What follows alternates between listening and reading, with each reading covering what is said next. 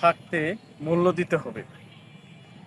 কারণ থাকতে মূল্য না দিলে পরে তার মূল্য বুঝে লাভ নেই।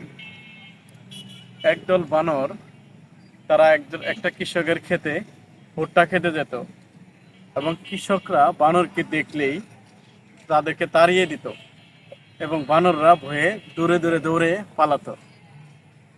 এবং হঠাৎ করে একদিন বানররা শুনতে পেল যে ওই চাষিটা মারা গেছে।